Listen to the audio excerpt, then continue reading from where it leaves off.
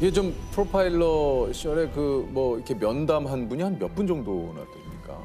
제가 퇴직할 때 공식적으로는 960명이 정도 되니까 한 1000명. 한 1000명 정도 되네요. 예. 요즘 그 1000명의 범죄자들 중에 좀 잊지 못할 그 뭐 범죄도 좀 많이 있으실 것 같아요. 전부 잊지 못하죠. 특히 프로파일러 투입되는 범죄들은 굉장히 잔혹 범죄나 또 이상 범죄, 연쇄 범죄 이런 유형들이기 때문에 그런 건 있어요. 사실 범죄자는 가끔 보면 얼굴이 기억 안 날 때가 있어요. 10년 전, 뭐 15년 전 이러면 잘 안 떠오르는 경우들이 있는데 그 사건 그러면 그 사건의 피해자의 모습은 정말 선명하게 떠올라요. 지금 그 장면들이 어디 속에 있는 것 같아요. 머릿속에. 그래서 기차를 타고 제가 부산까지 가다가 보면 대전 여기 그때 무슨 사건이 있었지. 여기 그때 무슨 사건 때문에 내가 왔었지. 그러니까 모든 장소들이 사건의 기억으로 연결이 되어 있어요. 모든 장소들이 사건의 기억으로. 네, 연결이 되어 있어요. 그 중에서도 뭐 좀 우리가 알만한 사람이라든가 좀 기억에 남는 사건이. 기억에 남는 사건은 이제 가장 잔혹했던 것이 이제 그 2004년 1월부터 발생한 정남규 연쇄살인 사건이었어요. 그 이수정 교수님도 그 얘기를 했어요. 좀 이상하다 이런 생각을 해본 사건은 이제 정남규라는 연쇄살인범이 있었는데 지난 2004년부터 2006년까지 서울 서남부 지역을 공포에 떨게 했던 묻지마 살인 사건. 길 가던 어린아이나 집에 있던 부녀자를 성폭행하고 둔기로 내려치는 잔인한 수법으로 2년 동안 무려 13명이 살해됐고 20명이 중상을 입었습니다. 검찰에서 제가 한번 만난 적이 있어요. 면담을 했는데 지금도 기억나는 게 유영철보다 많이 죽이는 게 내 목표였는데 하고 굉장히 아쉬워하더라고요. 정남규는 유영철과 함께 범행 순간에 느끼는 쾌감을 위해 살인을 저질렀고 교도소 밖으로 나가면 다시 살인을 저지를 것이라고 말해 사람들을 놀라게 했습니다. 그 범죄자는 제가 정말 만난 1000명의 범죄자 중에 가장 잔혹했어요. 심지어 그 집에 압수수색을 갔었는데 제가 어디 인터뷰해 놓은 사진을 스크랩을 해서 갖고 있더라고요. 그래서 그걸 제가 제 손으로 압수해 갔어요. 이 범죄자들도 자기를 추적하는 사람을 보고 있구나. 섬뜩하지 않으셨어요? 아니, 이거 어떠셨어요? 너무 반가웠지요. 반가웠어요? 실제 일어나는구나 이런 일이. 저희 같으면 그 정남규라고 하는 살인마가 예의주시하고 있다는 건데. 그럼 정말 반갑죠. 그러니까 경찰을 했죠. 경찰을. 근데 나중에 이제 체포돼서 분석을 하다 보니까 정남규 같은 경우는 어떻게든 피해자를 고통스럽게 만드는 것이 목표이기 때문에 노상에서 늦게 귀가하는 여성들을 공격을 했는데 정말 특이한 거는 단 한 건도 뒤에서 피해자를 공격한 게 없어요. 전부 돌려 세워서 앞을 공격을 했어요. 이거는 범죄자들의 일반적인 어떤 상식에서 다 벗어나는 행위입니다. 왜? 몰래 따라가서 빨리 공격하고 피해자가 쓰러지면 도망가는 것이 범인의 기본적인 심리인데 돌려 세워서 자기가 얼굴을 보고 또 가로등 불빛 밑에서 계속 피해자를 공격해요.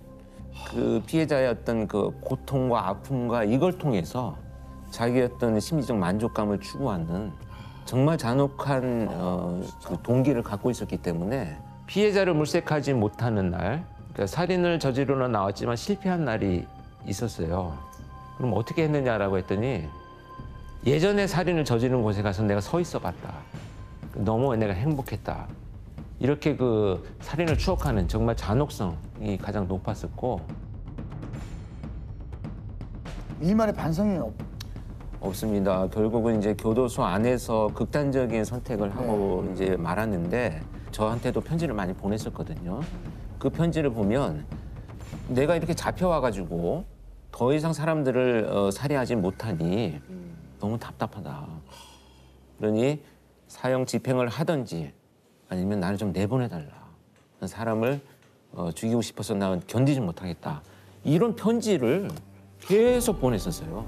그래서 이제 결국은 자기가 선택을 했는데 저는 그게 극단적 선택을 한 게 아니고 자기가 결국은 자신을 살해한 살인의 마지막이다. 이렇게 생각을 합니다. 스스로가. 스스로. 살인의 끝은 결국 자기였다. 이렇게 생각을 합니다. 아, 참 좀. 예. 참. 아니 정남규와의 면담을 통해서 미제 사건을 또 해결하신 게 있다고. 아, 네. 사건이 이제 발생하기 2004년에 발생하기 훨씬 전에 초등학교 이제 5학년, 6학년 학생들이 산에서 사망한 채 발견된 사건이 있었습니다. 미제 사건으로 남아 있었던 거고요. 근데 저는 그 수법이 굉장히 특이했습니다. 그 아이들을 제압한 수법이. 그래서 제가 왜 이런 방법으로 피해자들을 공격을 했는지를 이해하기 위해서 쓰던 컴퓨터 바탕화면에 시신 장면을 올려놓고 한 6개월을 매일 봤어요. 매일. 밤에도 보고 낮에도 보고 아침에도 보고 매일 봤어요. 매일. 이 정남규와 면담을 하면서 어릴 때 어떤 일이 있었네 했더니 자기가 어떤 그 범죄의 피해를 입었다라고 주장을 하는데 어떤 방식으로 피해를 입었느냐라고 했더니 그 방식대로 피해를 당했다는 거예요. 그 바탕화면에 있던 그 장면이 갑자기 떠오르면서 야, 이 사건의 범인이 얘구나. 그래서 나는 너라고 생각한다. 그랬더니 어떻게 얘기를 했냐면 야, 그거는 정말 그 모를 줄 알았는데 그것을 어떻게 알았냐. 그래서 제가 수백 번, 수천 번을 봤다. 너의 수법을. 그러니 내가 너를 모를 수 있겠느냐. 범죄자와 면담을 하다 보면은 지금 얘기를 들으면서도 너무 화가 나거든요. 이게 아마 그렇죠. 이 화 정도가 아니라 진짜 분노가 치밀어 오르는데 이거를 어떻게 이걸 네, 이 억누르고 격한 진짜. 감정을 이게 다스리십니까? 그거는 이제 목표가 있기 때문에 그렇죠. 그냥 이게 앞에 있으면 그냥 막 한 대 치고 싶은데요. 그냥 막. 예, 는 그냥. 그 감정은 억누를 수 없어요. 억누를 수가 없을 것 같은데요. 특히 이제 그 행위들을 보고 나면 계속 그게 떠오르죠. 예. 근데 이제 목표를 가집니다. 이 이야기들을 다 듣고 차곡차곡 분석을 해서 또다시 이런 유사한 사건이 났을 때는 최대한 빨리 차단하고 체포할 것이다. 이런 목표 때문에 그 나머지 분노들을 내가 좀 다스리게 되죠. 그러면 평소에도 뭐 웬만해서 화낼 일이 없으시겠어요? 아유, 화낼 일 많죠. 퇴직하고 나니까 엄청 많아요. 아, 그래요? 어떤 것 때문에 화가 좀 많이 나세요? 아니 뭐 집에서 뭐 갑자기 집 얘기는 왜 집에서 왜? 근데 집에서 이렇게 이제 노트북으로 일을 하고 있으면 뭘 시켜요. 그러니까 내 일을 인정하지 않는 것 같아. 아, 집에 계시지 않으면 그때 일을 하는 건데 갑자기 설거지를 하라든지 아니면 뭐 분리수거를 해라. 지시 명령이 떨어지면 분리배출이죠. 분리배출을 하러 가면 제가 갔다 오면 다 아주머니들이 나와 계세요. 네. 근데 집사람이 갔다 오면 다 남편들이 버린다는 거예요. 네. 이 현상이 왜 일어나는지. 뭔 상관입니까? 그냥 아니, 내가 그러니까. 버릴 거 버리면 되지.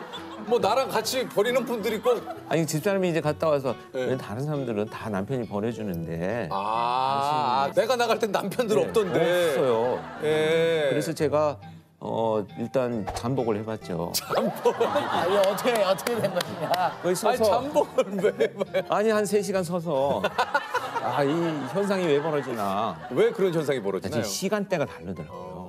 이 남자들이 나오는 시간대는 휴일에 뭐 담배를 피러 나오거나 네. 뭐 이럴 때에 남편들이 많이 나와요. 많이 출근하는 시간대고. 야, 그것 때문에 잠복을 하셨어요?